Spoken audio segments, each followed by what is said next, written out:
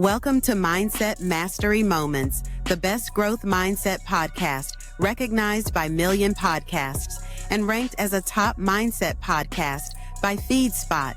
We're proud to be in the top 1% on Listen Notes. Join Dr. Alisa Whyte as we explore powerful insights and strategies to elevate your mindset. Let's dive in.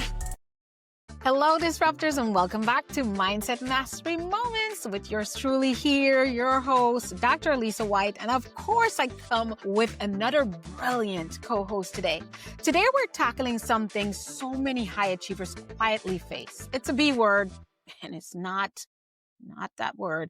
It's called burnout. Take your mind out of the gutter. We are very, very busy people. We tend to wear the badge of busy. Yeah, I've been so busy. The badge of busyness is like a badge of honor for most people. And I'll tell you, in my journey, I have been resisting the urge to use that word. And when people say, oh, I know you're a very busy person, I'm like, no, I am prioritizing. So if I didn't get back to you, it's because I prioritized several other things over getting back to you. And that is the actual truth.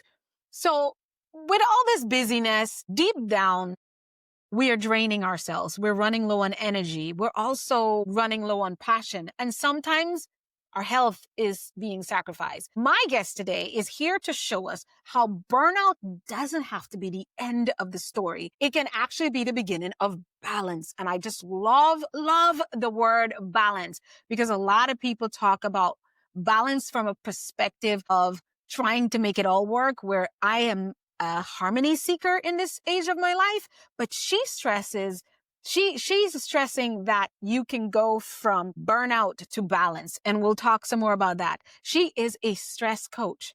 Oh, I'm so glad she exists. Now she's going to be sorry that she met me, because when I need a coach for stress, I'm going straight to her.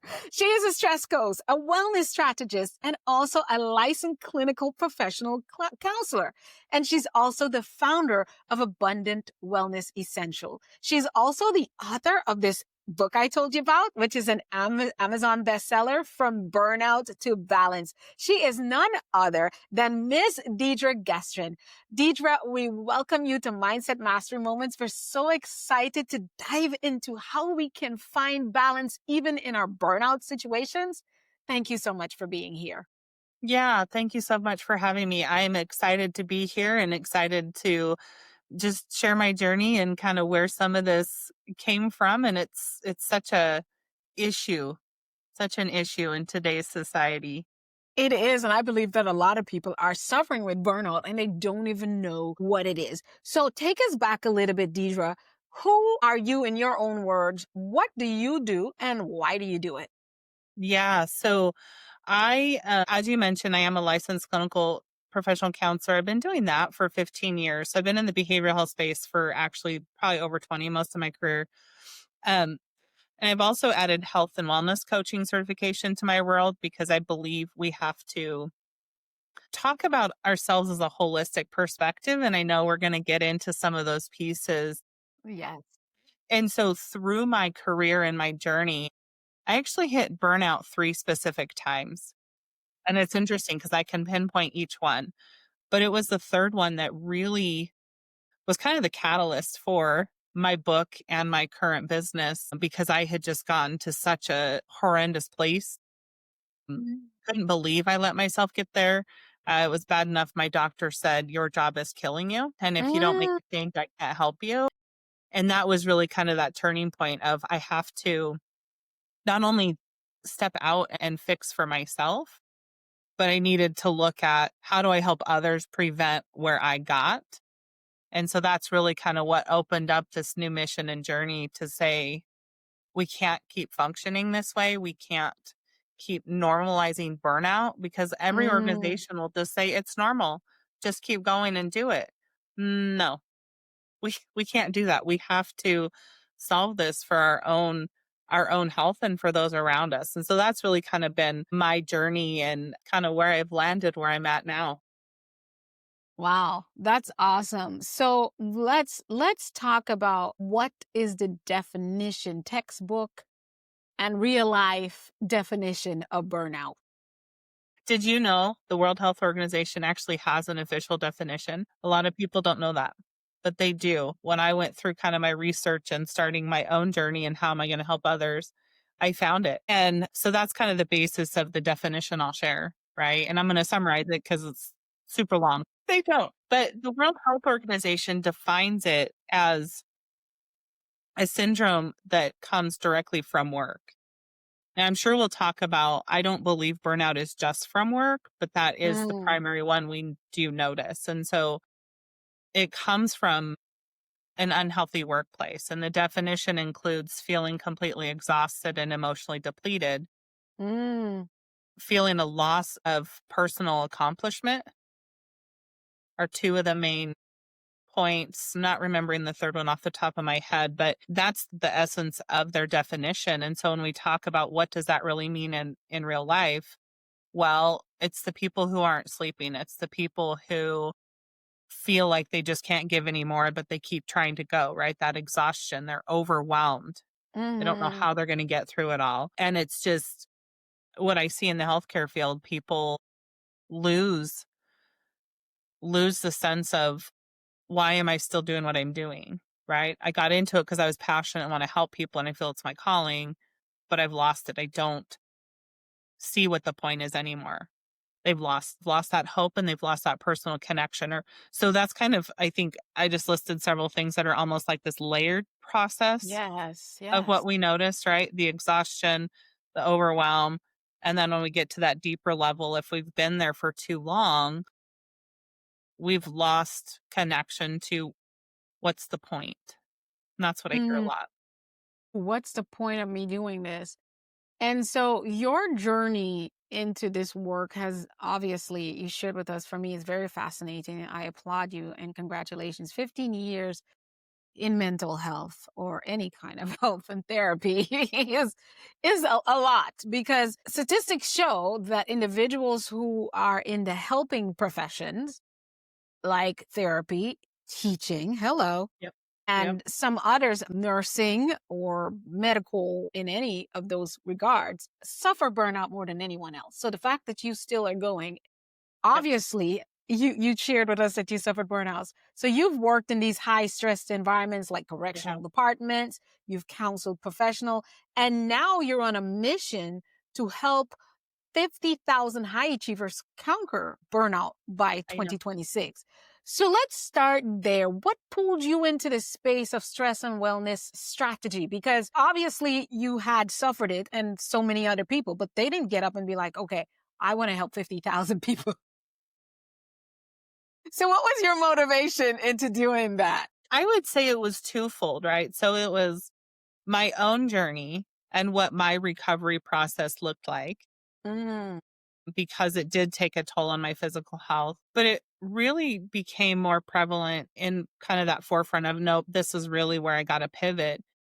And honestly, it came out of COVID, right? mm, I was, as a therapist, as we all were, working telehealth, right? Everybody's working from home. And I can just count like one client after another that would sign up for services with me. It was, I'm burnt out. And those are the words I'd hear. I'm burnt out. I'm stressed. I have no balance. And so when I look at, this was the primary source of my business and my caseload in particular for a good 2 or 3 years. And then when I combine that, when I look at my own journey, I go, this is not okay, right? It's, if I was to throw terms out there, it's becoming its own epidemic, so widespread. And so that's really kind of where it birthed from, was the constant people yeah, coming to me. I see you focus on stress because I've always been a trauma therapist, and I yeah. have kind of a joint view in what that looks like when we talk about burnout. But that's really where it came from. My journey combined with this repetition of sharing the same things with clients and seeing their improvement. I go, Hmm. there's got to be another way to get it out, to share it Mm, with more people than just the one-on-ones I can do. I love that. I love that. And I feel like no one's even more equipped, because you're not coming from a place where you you you just experience burnout. You also understand it from a clinical perspective. and you understand it from being an insider of experiencing it. And you Right. also come from a place of where you were able to be resilient in the face of burnout successfully. So no better candidate to serve that way. Let's talk about burnout in real life. You know that burnout often creeps up very silently. And Yeah. that is why it is so important for us to talk about this and Absolutely. help people become aware of it. And that's why I'm always excited when I have someone who does do the work of helping people get through it, because it is so very subtle. I've gone through burnout several times, and the first time it happened, I did not know that's what was happening. I didn't know what it was. I heard about it, but I didn't know that's what was happening. And so I'm very clear when it's creeping up, and I know how to, all right, let's dial it back and reel Yeah. it in and get back to the root, Yeah. heal that, and then come back up again. But Yes. most people don't even know Right. to call it burnout. They say, I'm tired. This is just what success takes. It got to sacrifice. You got to give it up. Sometimes you got to do what you don't like. Why do you think so many people don't recognize it until they're deep in it? I honestly think it's because we have this, and I see this kind of across just society, almost everybody. And can't quite pinpoint necessarily where it comes from, but this perception of you just have to keep going. You can't stop. You have to do 5 different things at once or you're not succeeding. And I truly believe Yes. that's where it comes from. It's this perception that has been integrated into us and pushed on us. But Mm-hmm. I don't know as if we could really pinpoint where it comes from, right? But that's where it comes from, is we feel like we're failing if we do stop to take care of ourselves. I believe I know where it came from. I believe that as humans, while our minds and our brain has evolved in how we think, so we became so-called sophisticated, and we were able to create beautiful infrastructures and cars and Yeah. motorcycles and bicycles and computers and iPhones and iPods and all this sophisticated stuff because of our mental growth by eons over the course of humanity, right? But while we were able to do and think and create that, our bodies are still just like our ancestors. Our Mhm. bodies did not change. Our physiology did not change, right? Our Right. psyche, so to speak, did not change, while our minds have been able to grow and evolve. So it's almost like, in my mind, Deidre, it's like having a house built on an ant farm. So it's still in there, and it's going to come up and it's going to bite your tail while you're inside the new fancy house you just built. So that is my opinion. And then there is what some people call it greed, but I think we became less empathetic because now we're in a space mentally of, I have got to keep up with the Joneses, and keeping up with the Joneses was always, I think, has always been in existence. I think I can only imagine our cavemen trying to think about who's going to have the nicest, most shiniest cavemen with the biggest rocks and stuff back in the days, because that's just human. It keeps us going, right? Comparing. But then now we're talking about who's going to get the biggest car. And so while our ancestors used to barter goods and services to exist, we have this thing called money. Yes. And Yeah. while money is necessary, the love of money became the root of all evil. So we start chasing paper, as they say on the streets. And so the more we want, that's the drive to keep us going. Yes. That's my root cause analysis for why we're burnt out. I love that perspective. So now, because I feel like I have to have a certain house, a certain car, and then once I Yes. get it, oh no, that's not enough. I want a bigger one. Mm-hmm. We're going for a bigger one. And so it's not, there's single Alisa competing with married Deidre. Yeah. Deidre has got 2 incomes. Alisa, it's just me. So what am I even, there's no comparison, right? Right. But you bought a Tesla. You and your husband got 2 Teslas. And over here, I'm struggling to buy one, but now I keep going. I work more hours. I work longer. I'm trying to climb the corporate ladder. And there's nothing wrong with ambition. Humans, that is what keeps us going. Passion, ambition. But at some point, enough is too much, and too much is way too much. And so that Yes. quest for more, which for me is the external validation, the external locus of control, is us Mhm. lending our well-being and our Right. our oomph, the very fabric of who we are and how we show up to be validated before it becomes enough for us. Yeah. The endless battle comes, and that's where burnout comes. Because I Yeah. know when we dive into your 7 dimensions of wellness, Uh-huh. you're going to you're going to tell us that first of all, in one of your dimensions, you're going to tell us at some point you have got to value and love yourself. So let's Yep. go Deidre, that's my take. This is because I've been trying to figure out, how did this world get so topsy-turvy? Yes. It's the And I lack of I love empathy and that greed. perspective. Yeah, I go love ahead. that perspective. Well, and I would just add to that, it kind of brought up, and it's in my book too, but part of my journey was realizing, for me, it wasn't necessarily about keeping up with other people, but it was about wanting to feel accepted and part of, right? It's that people pleasing behavior. Yes. And so I was always the yes person at work. Right. Right. And so in the conversation of burnout, we often address folks like you and I, the ones who are servants, the ones who are altruistic, the ones who are the yesers, I call it. I said I'm a yeser and a yes Sure. mammer. Yeah. I recovered.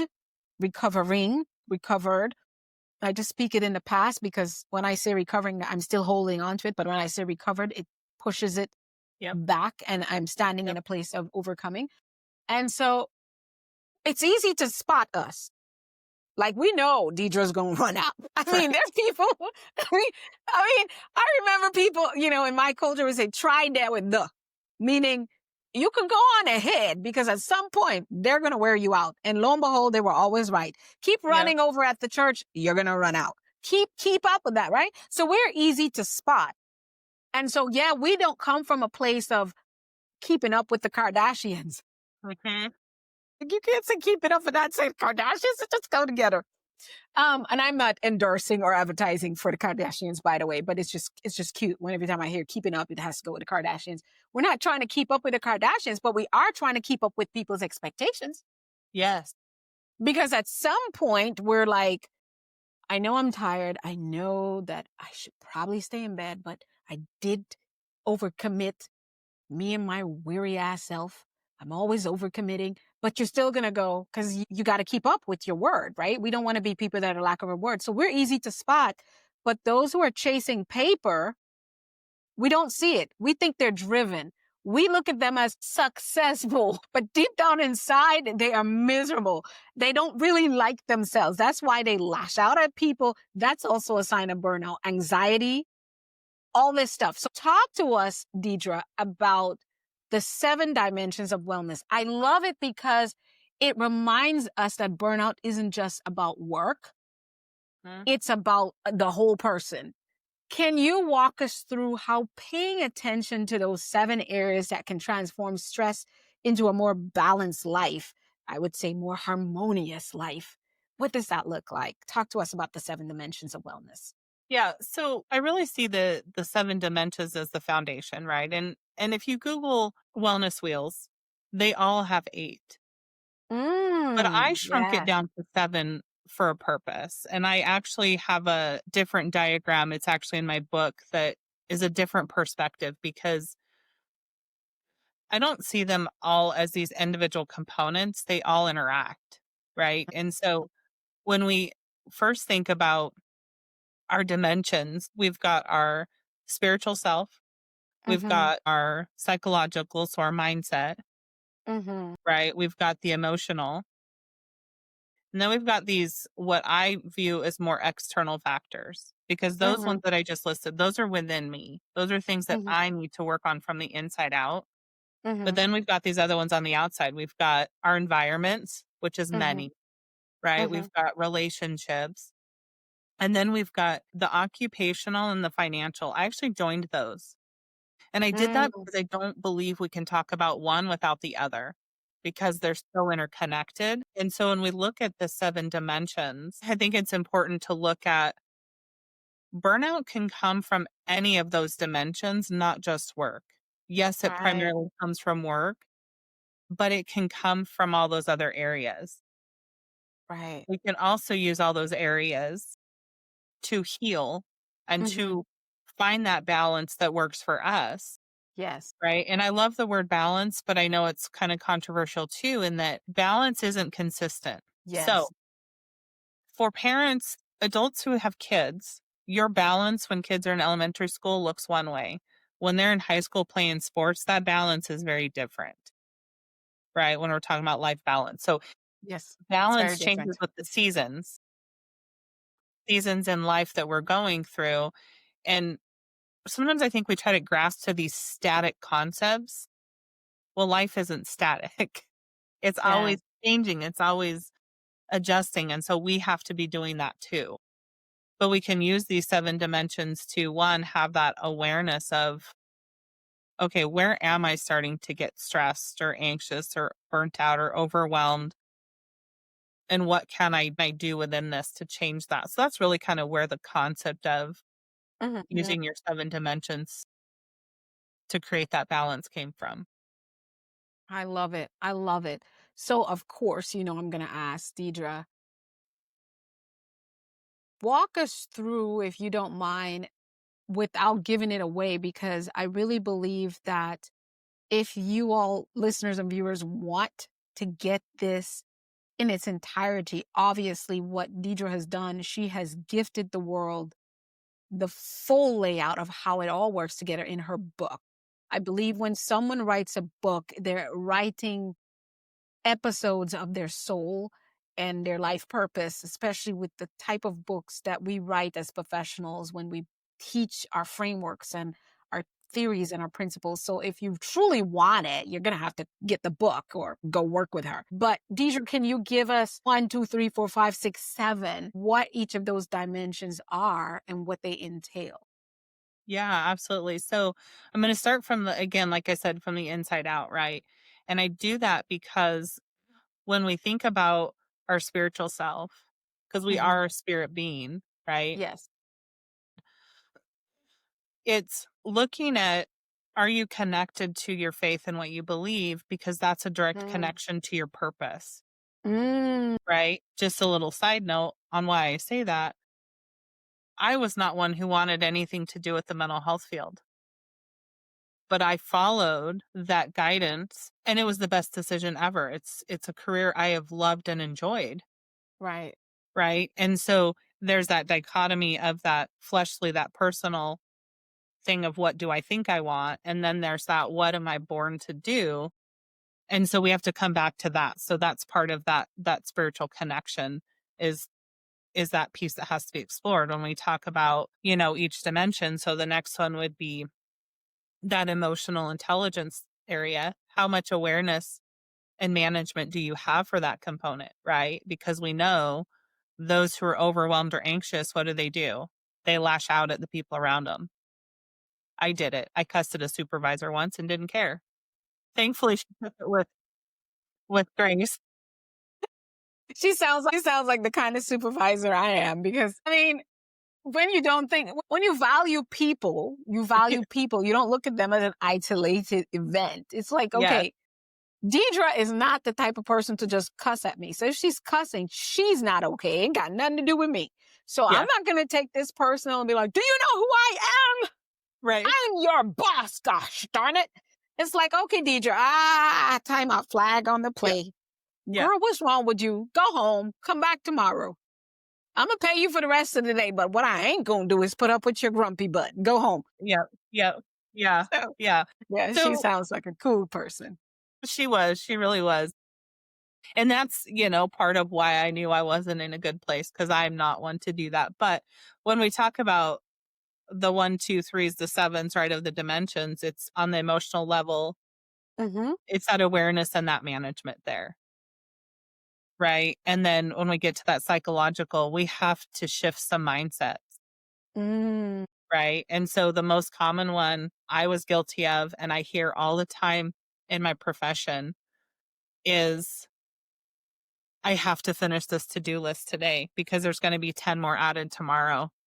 yeah. Mm. I'm going to break this one to you. There's always work. It will never stop. It never goes away. Everybody has died and left work. Look, Michael Jackson was doing it is, what is it he call it? This is it. Yeah. Yeah. The only it we got was the recording of his rehearsals. Right.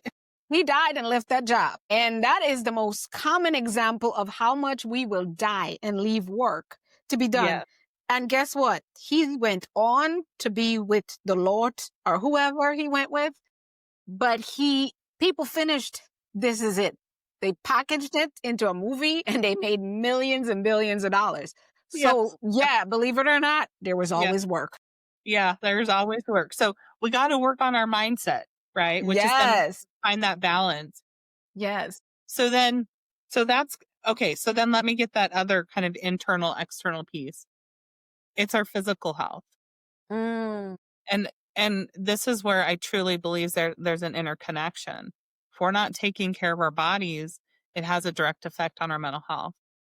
Mm. There is no separation. So we have to do some things to take care of our physical health so we can do what we're doing. So that's all of kind of that internal direct work, right? I don't necessarily need somebody with me doing that. It's helpful, right? To have somebody that walks alongside with you. But that I have to do those things for me. So those are the four kind of, like I said, internal components.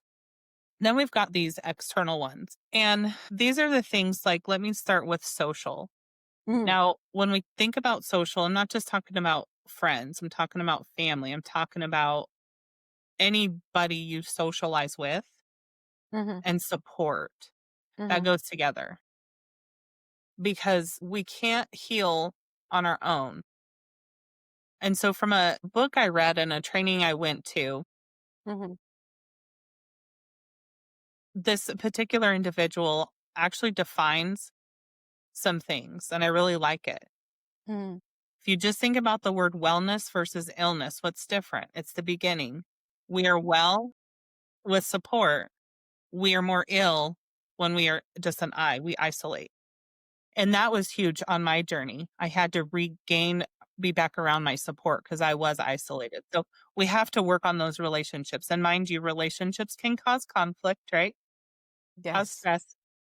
But we have to look. To me, it's a challenge. The stress that you experience in relationships, as we talk about life being a mirror back to you, it's just like my muscle here. When I lift weight, it's stressing my muscle. But that stress causes me to do what? Grow this muscle. The stress on this muscle grows this muscle. So relationship, I mean, most of us talk about, I don't like drama. I don't like drama. Conflict in relationship is not drama. However, conflict in relationships, because of how we might deal with it or how we experience it, can become dramatic. Right. So understanding that stress in your life and your relationship is you have two choices. You can abandon ship and not lift weights anymore when you feel the stress on your muscle, which is the soreness the next day. Or you can keep lifting and stressing that muscle, which in turn, the muscle is like, I see what you're doing. So I'm going to rise to the occasion. I'm going to get stronger. I'm going to read what you're doing and how you're training me to be. And now I'm being stronger so that if you fall, that when you try to lift a big 50-pound bag, I'm not going, wait, I can't do that. And letting you drop that 50-pound bag or even a 18 tray of eggs. And I just get weak and drop because you're holding me the wrong angle. Because you keep pressuring me, now I know how to function when you put weight on me. It's not about being sexy, even though it looks sexy, having muscles. It is about being, like for me as a woman, I lift every day, but you can't tell because I don't have big bulging biceps. But what I do have is a toned arm. If you check my arm a year ago, well, maybe a little bit more than a year ago, the circumference was about 17 or 22 inches, right? Yeah. But constantly training it has shrunk it and leaned it out. So I want people who are listening to understand when you talk about stress, that stress doesn't mean a bad thing. When you feel stress, it is a signal that you can train yourself how to deal with adverse activities, adverse experiences in the right ways. All it is I'm not processing this right. Yeah. Yeah, absolutely. Tell us, doc, because I know you can tell it better than I do. Yeah. Oh, excuse me. Well, and so before we get into the last two kind of points on the dimensions, I want to touch on what you said because it is important. And this is actually, I love your muscle analogy. And this is an analogy I use a lot because when I look at stress, there's a hierarchy process, right? So we've got our baseline where life's great, loving it. Then we have stressful situations. So I want to also point out some stress is good. It helps us accomplish things. It helps us get those bills paid, right? They call that eustress. But if we have too much stress at once, we move into chronic stress, which is, and if I'm not careful, my rubber band here is going to break because it's fraying, but You're stressing it. it is. But I associate stress with a rubber band, right? Because in stress, we're supposed to stretch, but then we're supposed to come back to our baseline. But if we're under that chronic stress too long and it's repeated and we're never getting out of it because it's your fight or flight response on your nervous system, it is one and the same. You will stretch so far that the rubber band breaks. And if you're either about to break or you do break, you're probably in burnout. Oh, is that burnout? And I just broke it. Ooh. Yeah. Is burnout. What is that also? I'm going to ask a weird question. Is that when you cross over the line between sanity and insanity? It feels that way. It feels that way. It feels that way. But I'm so evil at times. Yeah. But it is. And you have to be careful you're not going to break because for me, my burnout actually went into secondary traumatic stress. Yes. And I remember my psychiatrist when I was younger. I was seeing one when I was coming out of the memory loss that he showed me how, they sing about it's a thin line between love and hate. And I tell people that is not true. There's not a thin line between love and hate. What the thin line is between sanity and insanity. Yep. And when that love and hate they're talking about is when someone is actually loving you, they're probably functioning in a proper, healthy place. When they hate you, they're not healthy. That's where all the crazy stuff happens, right? Yes. So when that rubber band popped, that sounded like a loose cannon. And that's when you start cussing out your boss, yelling at people in the driveway. And that's why I say you just crossed over to the line of insanity. Yes. Go home, go to your cocoon, and try again because otherwise you might pow somebody. Yeah. So I have a good time laughing at serious stuff, but it's true. I know when I'm like, what just happened? Oh, that's the monster. Yeah. We want her. Right. We can always look back and laugh about ourselves. Like I can laugh about where I was going. Yeah, I did that. I cussed her out. Oops. But you knew how you got there now, right? I did. And you knew when you can feel that boiling inside of you now, and you have tools. And this is what your burnout to balance is all about. Your system is all about. It is. It is 100% about that. Yeah. And so let me kind of touch on those last two of the 7, right? As far as kind of what that looks like. So environment. We don't always think about this one, but I want you to think about it in multiple ways, right? So I've got a home environment. How is that supporting or hurting my stress levels? Come on now. I've got my work environment, right? Whether that's at home or in an office. So our environment expands. So it's very small in home, but then if I grow it out, it's my community and each location I'm a part of. So if you have kids in school, you've got the educational system that's an environment. You've got, maybe it's a church, right, that you're a part of. Well, so I've got my community and then I keep going out. It's my county, it's my state, it's the US or the country I live in. All of that plays a factor in our wellness and our stress levels.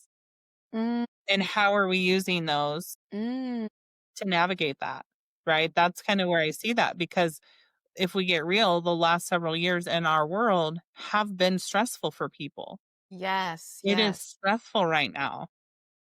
And how are we Very. navigating this? So that's kind of where I see the environment plays in is we have to go from the micro level at home to the macro, the bigger picture.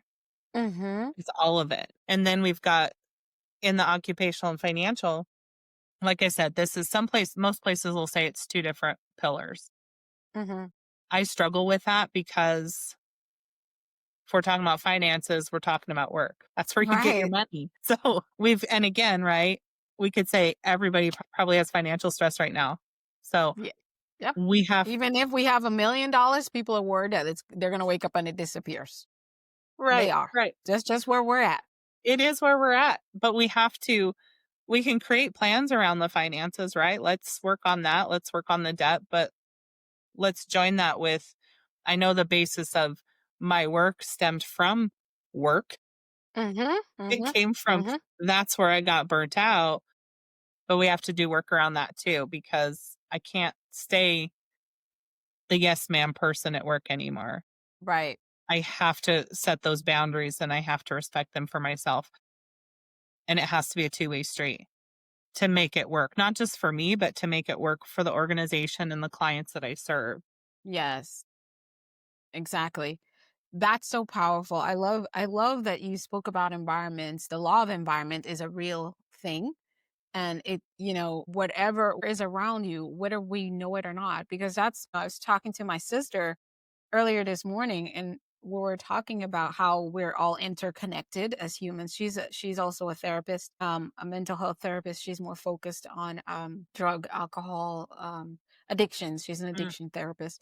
okay. And so we were talking about the interconnectivity, how like when you said we're all stressed, we are all stressed, and some people are like, I'm not stressed. I got money.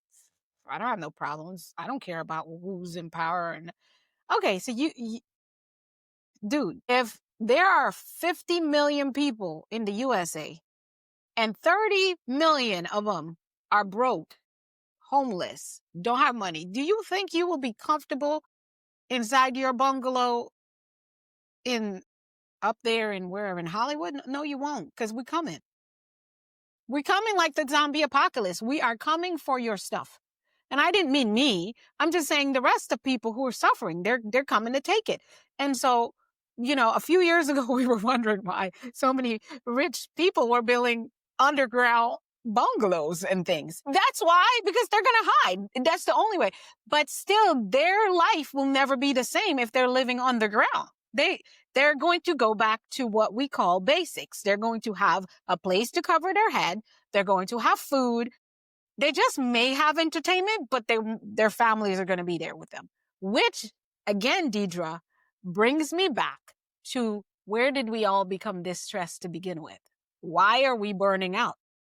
Because humans, I keep telling people, don't forget that we have Maslow's hierarchy of needs. Yep. You go Yep. back to Yeah. those. Yes. Food, clothing, shelter, and knowing that I matter, I see and I'm heard, and interconnectivity. Everything else is on those other levels of needs. So, and honestly, if you ask me, that's all we need to survive. Right. Right. We don't need all the other things. Sunlight, all the other things that we don't even determine who puts the sun on in the morning. And in us, thank God it in these wacky people, because we got some people in office that will turn off the sunlight just to get on somebody's nerve. Wait, Right. let me get on Michelle Obama's nerve. Boom, turning off the sunlight. Yeah. Let me get on the Democrats, right?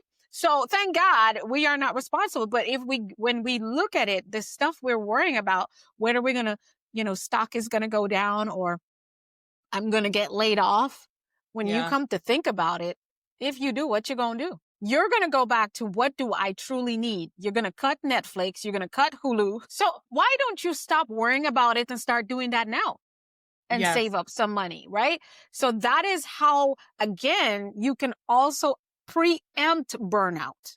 And that's what I want to Right. talk to you next, Yeah. right? Yeah. So there's some people, lucky for them, have not experienced burnout.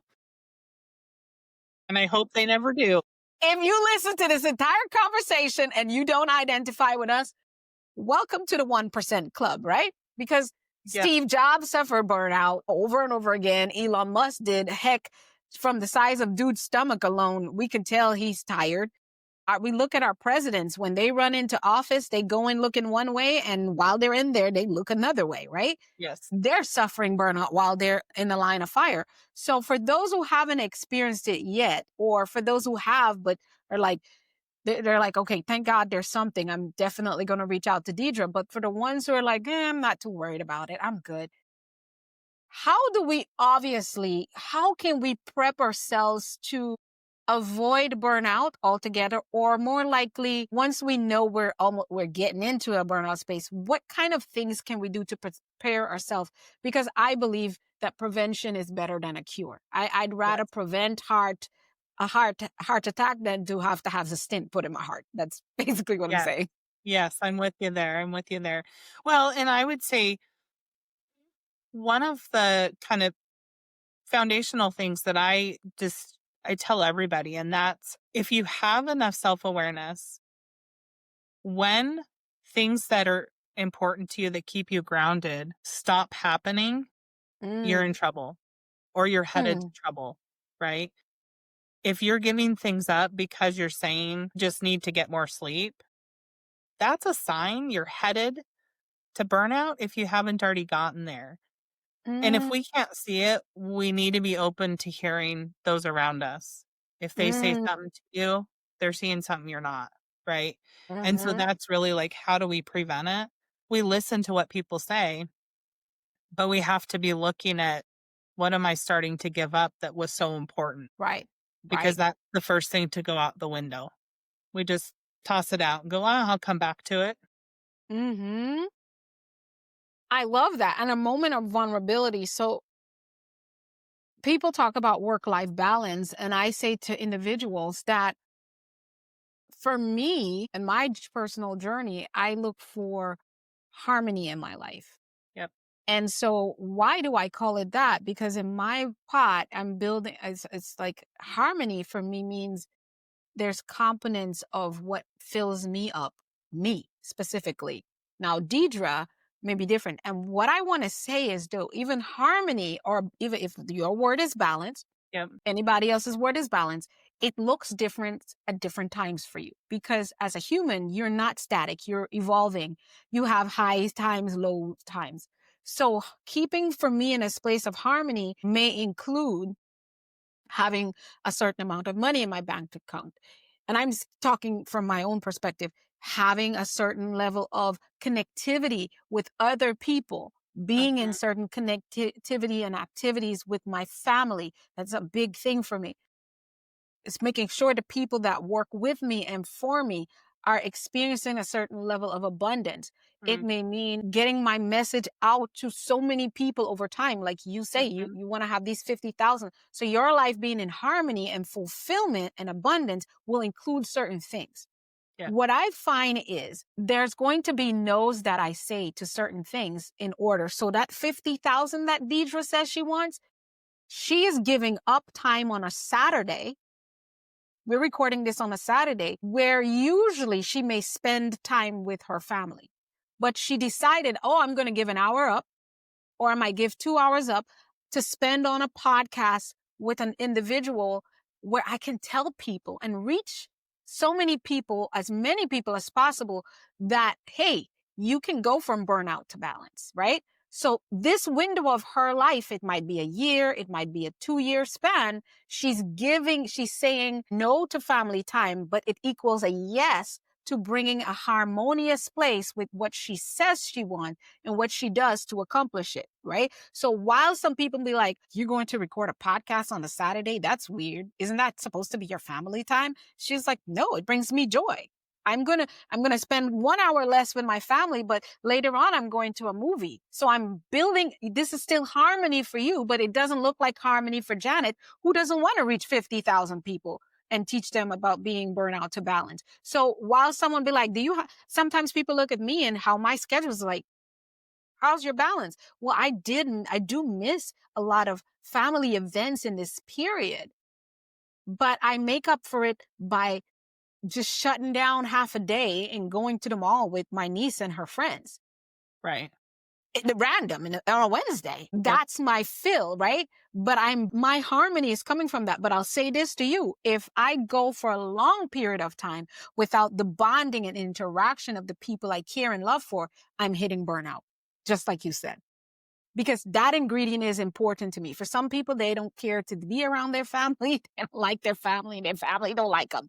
So Right. harmony for them does not look like spending time with family, but it might be their friends or whatever. But if any one of I call them the components of my harmonious existence in this period, I spend less and less time away from it. That is my flag that I know I'm experiencing burnout. Yes. I'm a person that works out every day. If I get up day 1, day 2, day 3, and I am not exercising because I am too tired because I worked late the night before, I am burning myself out. Yes. Yes. Because exercise is part of my wellness routine. It helps me keep balance. As a woman, I just learned that women have lower levels of serotonin than men. I need to exercise. This is why we become Krabby Patties very quickly. And men are like, what's wrong with her? Well, yeah, serotonin level is really, really low right now. Yep. So when we feel like punching somebody, we need to be in the gym. So I'm just saying what you said is absolutely true. And it's burnout sneaks up on you so quickly. So here's one thing I'm saying, Deidre, and tell me what you think of this. Know what you require in this season, not last season, because last season is gone. Maybe last season you were a single mom. Now you got a boyfriend and a daughter, or a daughter and a son. Last season you had tweens. Now you've got teenagers. You may want to revisit ever so often. And I like to tell people, you can write in a notepad on your phone, but if you write it down, there's mind-muscle connection. What does it take for me to be happy? And no, I'm not talking about getting a new house. It might be, but I'm talking about on the theory of hierarchy of needs. Yes. What do you need? Oh, yeah, I need lobster and pasta every Tuesday.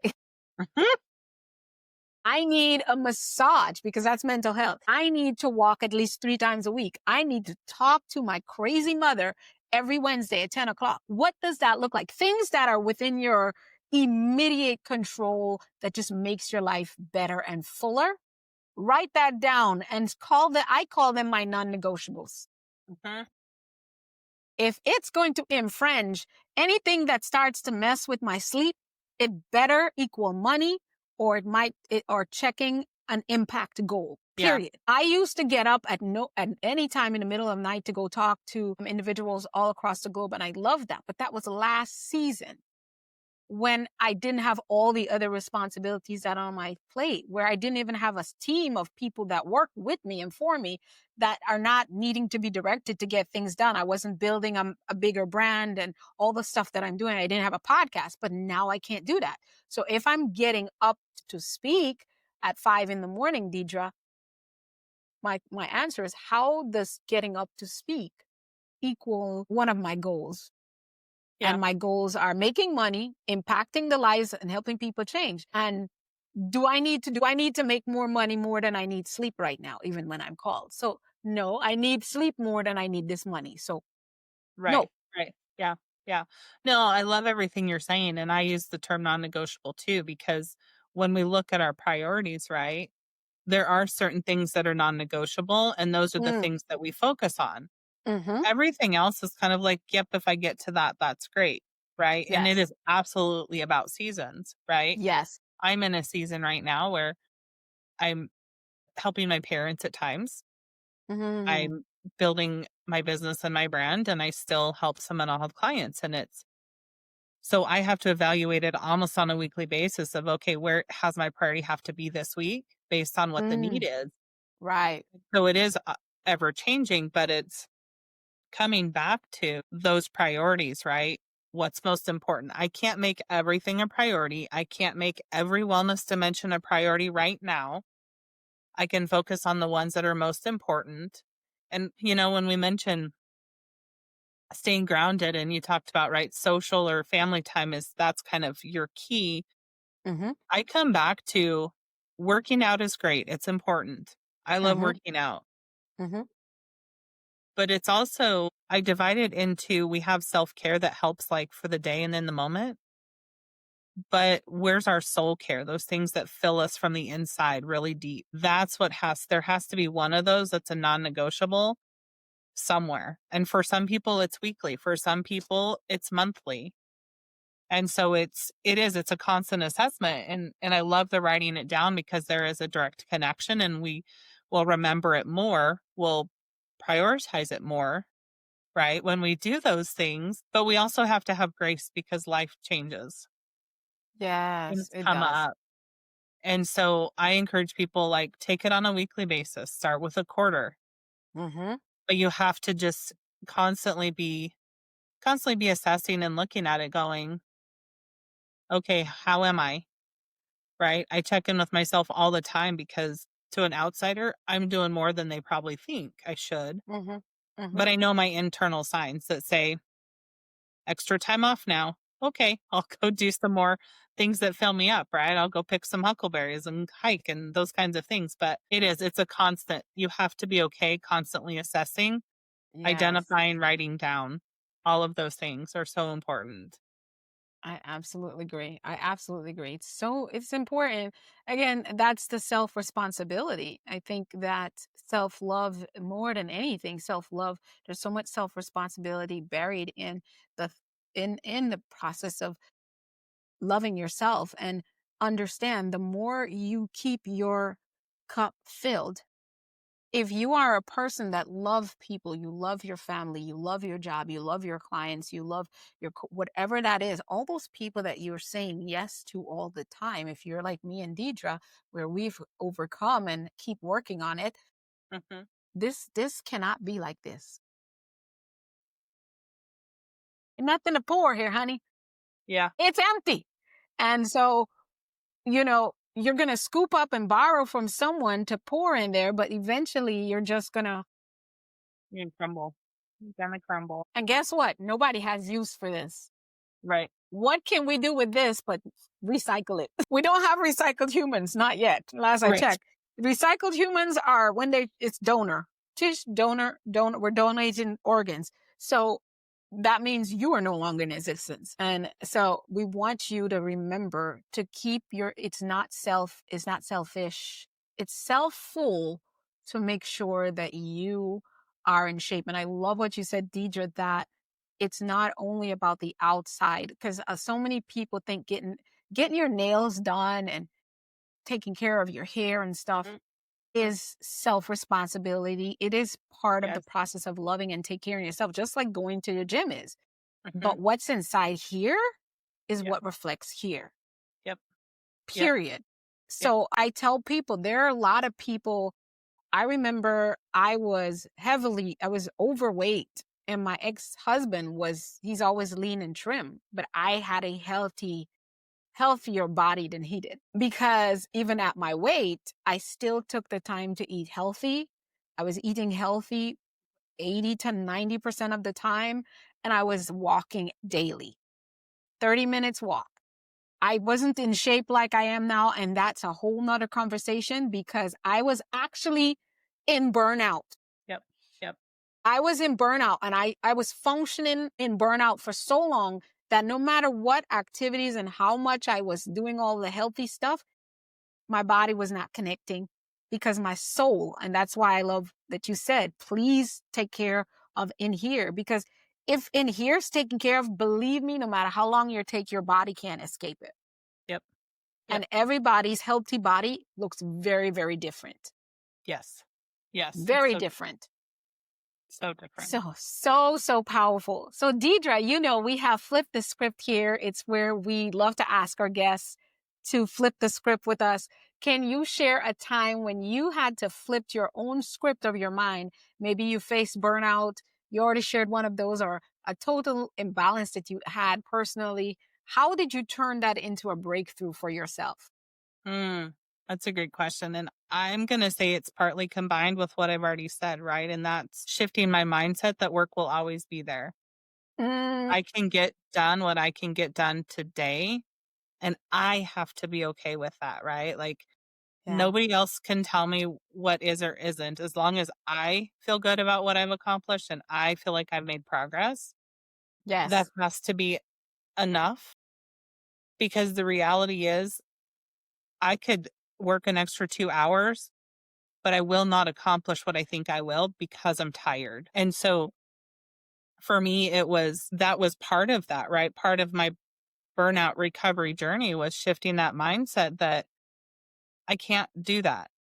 I Hmm. have to decide what those days look like to get the job done that I need to get done. But for me, I had to combine it with coming back around family for support, because I was one and I still kind of am. I'm content to just go do my own thing without people around.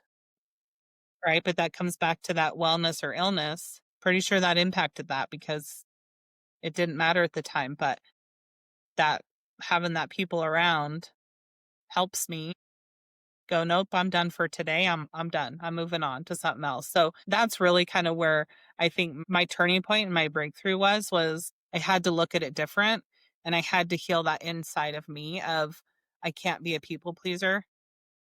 It's okay if I'm not always the one to say yes. Somebody else can, right? That fear of missing out. Right. Exactly. That's where my Oh, we people get you. pleaser came from.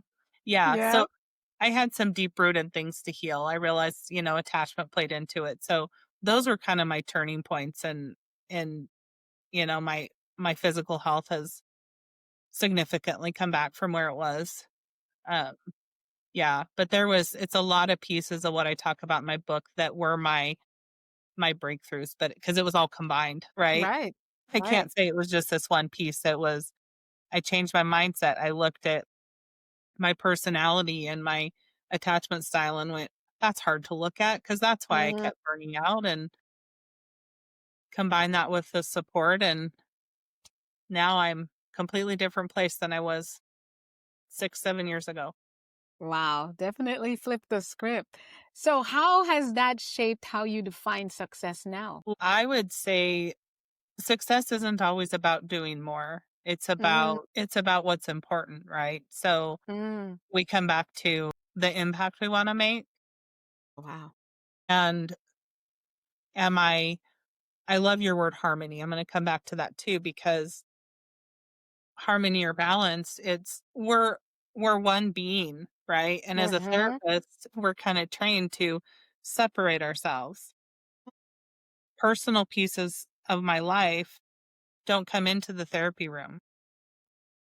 Not They're not consciously. supposed, right? Consciously, it's going everywhere. It is subconsciously going everywhere. But what I've Yeah. also learned is 90 I'm going to say 95% of the people I work with want to know, who is Deidre as a person? Right. So there is another term outside of harmony and balance that's really big now, and it's full life integration. Am I being fully integrated in who I am, Uh-huh. right? And that's to me important to success. Like, sure, there's certain things I won't necessarily share with a therapy client, but if they ask certain questions that are, more surface level and just to kind of know my personality, right? Hmm. Fine.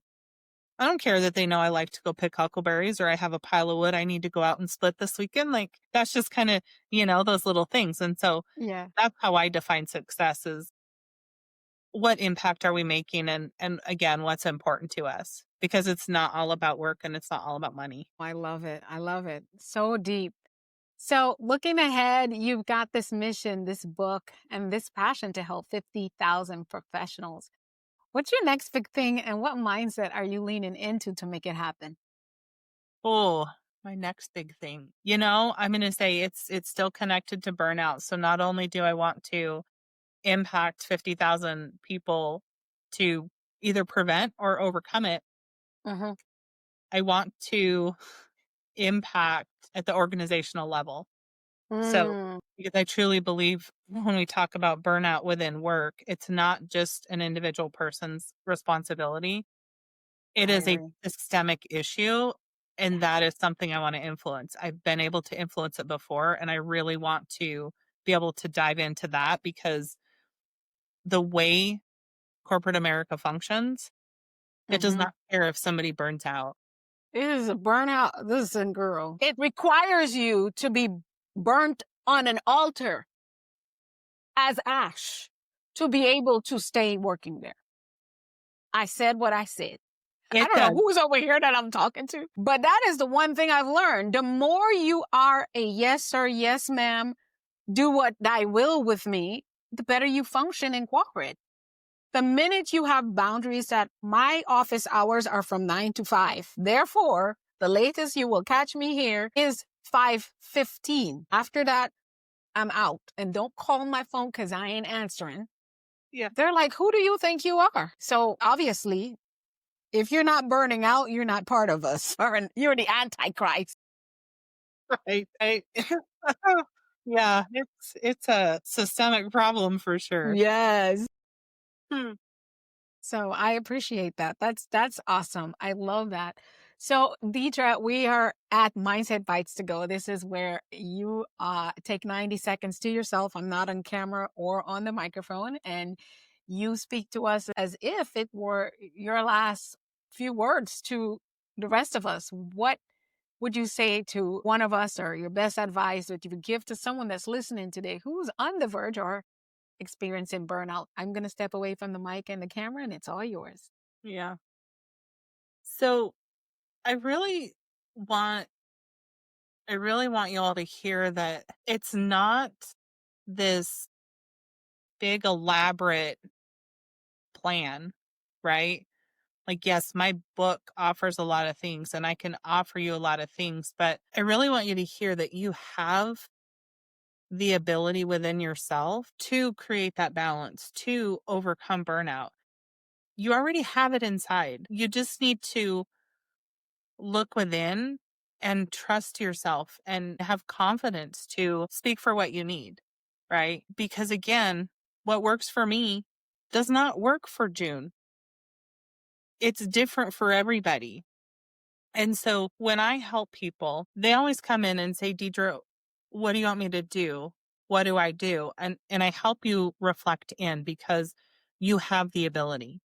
You have the ability to overcome burnout. You have the ability to create the life you want, whatever you want that to look like.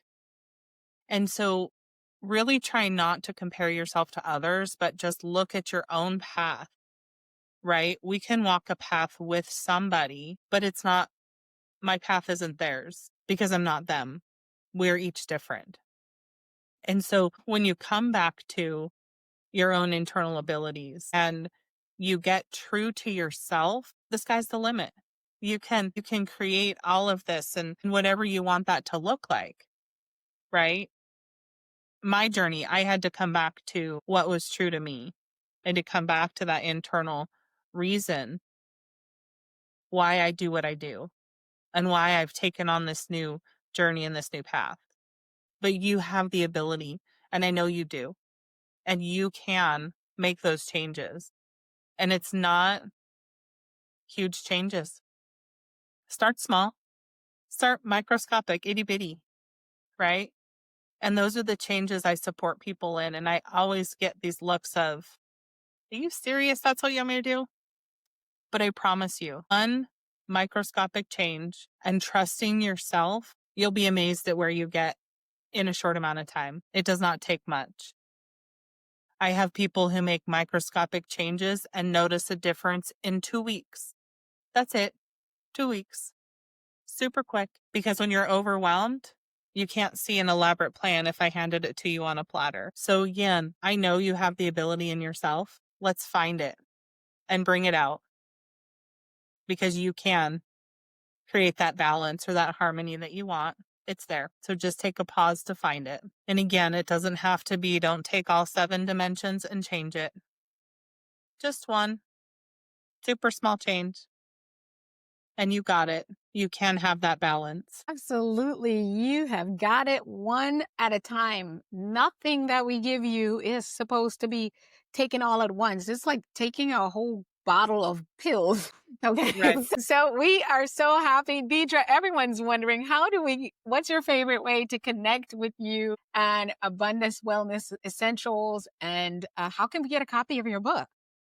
Yeah, so you can actually, book is on Amazon. Like you said at the beginning, it is a number one. But go to my website, go to abundantwellnessessentials.com.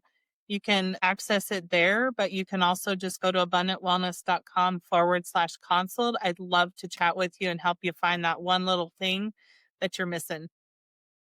So you guys heard it. She has an amazing gift for you guys to book a consultation. Is it a free strategy It is session a with you? free strategy session, yes. You all get that. Thank you for listening and sharing this with us. We'd love to get your feedback. Find Deidre on social media. We'll have her handles here wherever you're watching and listening to this. Let her know you heard her and that you are working on one at a time, one of those dimensions, or maybe a couple if you're an overachiever like I am. And just let her know what this episode did for you. For those who are grabbing all the links are in in this episode, where again, wherever you're listening, watching to this, I believe that there's she has the 2 weeks at it's 2 weeks at stresspeace.com. Stresstopeace.com. There's a resource there that you can download from stresstopeace.com. I love that phrase. That is so beautiful.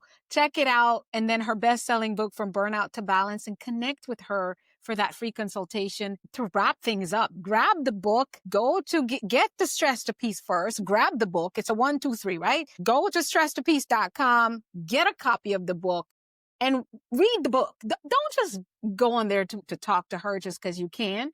Read the book a little bit so you can understand what it really is, and then use the opportunity of getting a free strategy session with her to bring it together so that can make some sense for you.